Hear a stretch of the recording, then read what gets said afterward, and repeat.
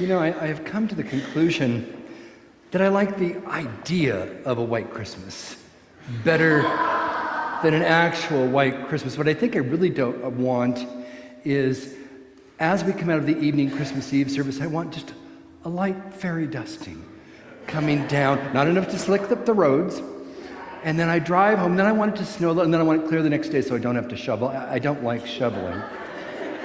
When we had the bad winter last year, I did, however, discover the secret to happiness in life. And that secret is, I will share with you, any day you don't have to shovel snow, it's a good day. And I don't like walking across the frozen snow after it's compacted to ice day after day. We haven't had anything but rainstorms so far in December, but we're due to get some snow next Wednesday. It looks like it's coming. And when the storms come in, I don't know about you, but all I want to do is stay home and get some hot chocolate and get a blankie and a book. That's all I want to do. I think that desire to go home is built into all of us. It's even in my phone. I mean, all I have to do is this. Hey, Google, go home. Sure, but first you'll have to unlock your device. Sure, let's go. And it gives me a map as long as I unlock my device. Yeah, even my phone knows how to get me home. I wish life were that simple. Dorothy and the Wizard of Oz found out there was no place like home. Of course, it took her 1 hour and 52 minutes, a really cranky witch, and a committee of flying monkeys for her to learn it, but she learned it. As of last fall, there were 171,736 active duty military troops across 178 countries. And the average deployment of a U.S. soldier is between 6 to 12 months. And their family, their kids, and their spouses make a huge sacrifice by being away from their loved ones. Have you seen those military homecoming videos on YouTube or on the evening news? I think the ones I love the best are where the dad or the mom who's been away and they surprise their kid at a school assembly. And that's because I used to be a school teacher and I would have loved to have taken part in that. But what if the dad or the mom came out and no one recognized them? What if no child burst into tears and ran to their arms? What if instead of a welcome, the returning soldier was met with both indifference and in some cases, outright hostility?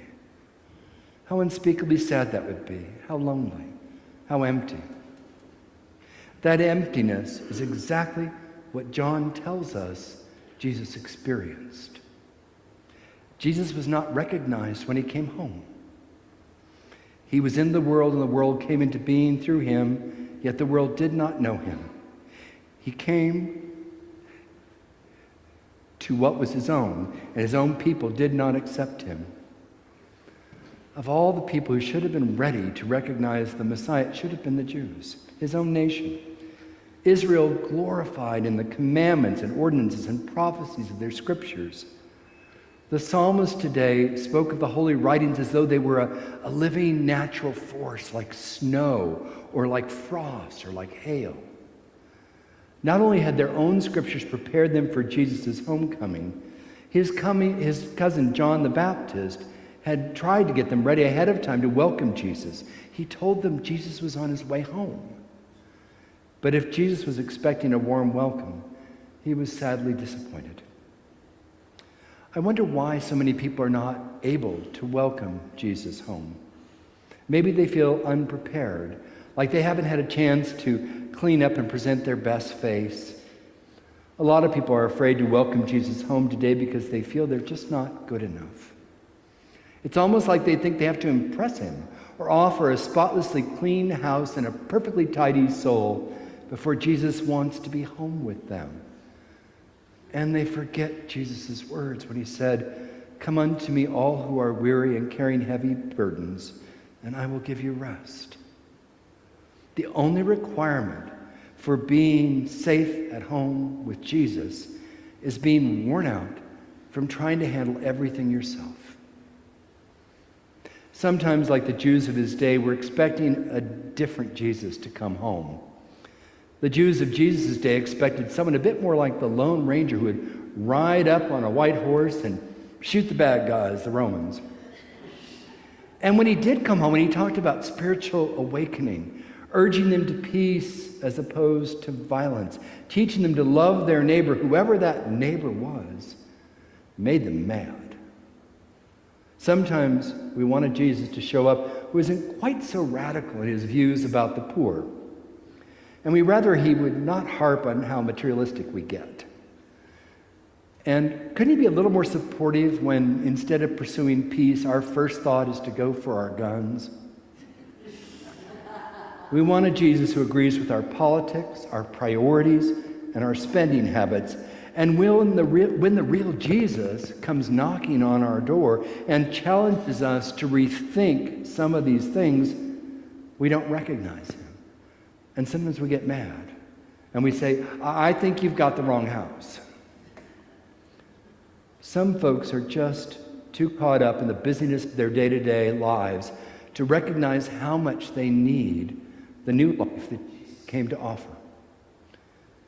Sometimes after a hectic day, they pause late at night when the kids are in bed and things are finally quiet.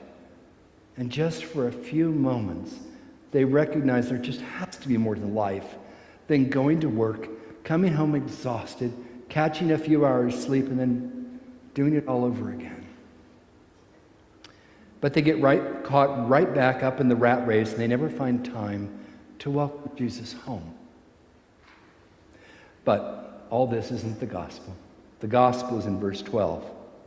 But to all who received him, who believed in his name, he gave power to become children of God.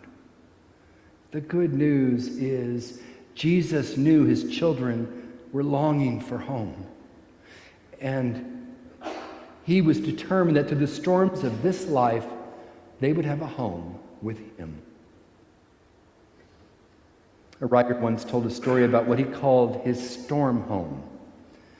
The principal of his school, Mr. Detman, fearful of a winter blizzard during the school day, assigned each student from the outlying county a storm home in town near the school.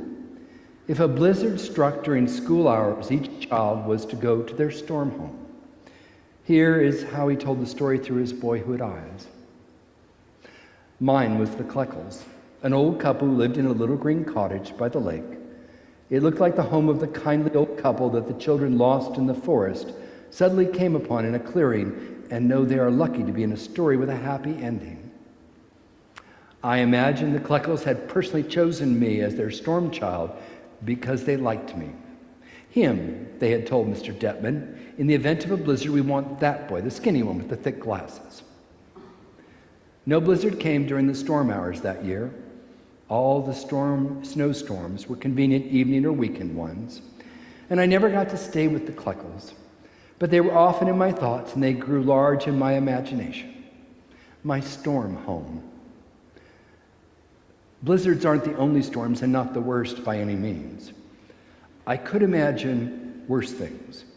If the worst should come, I could go to the Kleckels and knock on the door. Hello, I'd say. I'm your storm child. Oh, I know, she'd say. I was wondering when you come. Oh, it's good to see you. How would you like a hot chocolate and oatmeal cookie? We'd sit at the table. Looks like the storm is going to last a while, she said. Yes. Terrible storm. They say it's going to get worse before it stops. I just pray for anyone who's out in this. Yes. But we're so glad to have you. I can't tell you. Carl, come on down and see who's here. Is it the storm child? Yes, himself in the flesh. Although Jesus was not welcomed home, he knew how important it was to have a home. So he became our storm home and our strength. And you are God's storm child. Our God has chosen you. You are the beloved. And when the storms of this life get to be too much, you have a place where you are always welcome at home near the warm heart of God. Amen.